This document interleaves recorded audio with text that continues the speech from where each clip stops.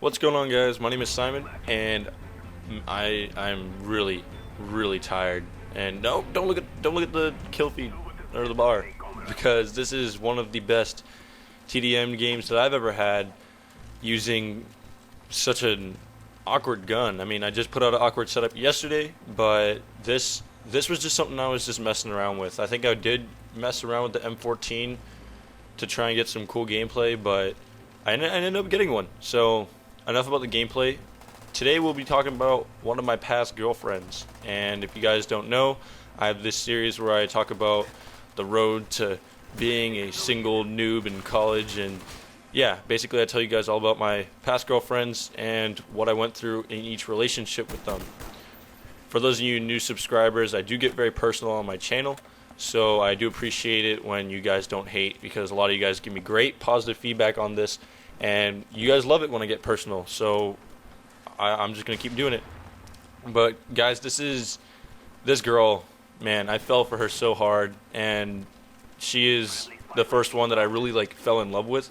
So let's get started. How I met her, I moved to Virginia when I was a freshman, and then the beginning of my sophomore year, my neighbor was a blonde girl, and her name was Anna.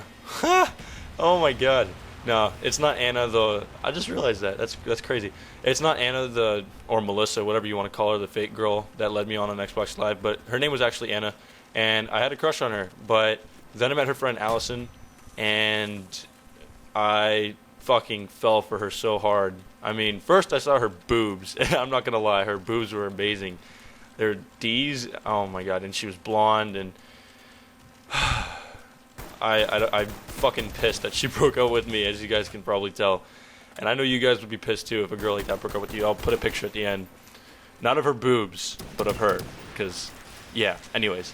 But we started talking, and me, her, and Anna, we became really close friends. We lived all in the same neighborhood. Me and Anna went to the same bus stop, and Allison lived about a quarter of a mile up. Oh, sit down. And, yeah, and Anna, I basically knew nothing was going to happen with her. I think she got into a relationship with someone else. And Anna ended up moving up to Arizona, so they would always sit next to each other on the bus. So me and Allison started sitting next to each other on the bus. And this is back when I still had glasses. I was like, "What's up, guys?" And I used to wear my glasses in my football helmet, by the way. I was the biggest scrub ever. It was bad. And I got contacts. And it had been about a year, and we hung out at the mall, and it was the first time she had seen me with contacts, and she saw me, and we met at the mall, and I saw her a couple stores over, and she looked at me, and she looked like she was blown away. And she's like, "Whoa." I was like, "What?" And she's like, "You look really good with contacts." And I was like, "Oh, thanks." And I realized that she only started dating me because I got contacts, and apparently I look a lot sexier with contacts, but I was not one to complain, and I fell for her so hard, guys. I actually loved this girl before I even was friends with her. It was pretty sad. And so I think a week after my 16th birthday, I went over to her house, and we were best friends. We were talking and stuff. And remember how I told you guys about Rosie? Rosie is the girl that I dated for a month, but I ended up breaking up with her to go out with Allison, and Allison ended up breaking up with this guy named Kyle so she could go out with me. And then Kyle went out with Rosie, and I went out with Allison, and everybody was happy. So we basically swapped. And a week after my 17th birthday, my mom was going to work for the entire day, and I spent the summer with my mom in Maryland, and Allison lived in Virginia at the time, still in the same neighborhood as us. And I was like, well, I have nothing to do all day, so she's like, "Oh, we could just come over." And this is before we even talk. I mean, we told each other that we loved each other, and I was just so naive. I didn't think she actually meant it or whatever, and I just thought we were still friends. But she really liked me, so I went over to her house, and we went upstairs, and we were lying down, and this is my first kiss, guys. So it's gonna be funny. You guys are gonna laugh.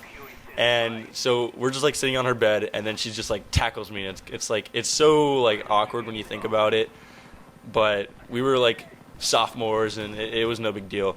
And she tackled me, and then basically we just stared at each other, and our noses were touching, we were lying down, we were hugging, and oh my god, this makes me laugh when I think about it.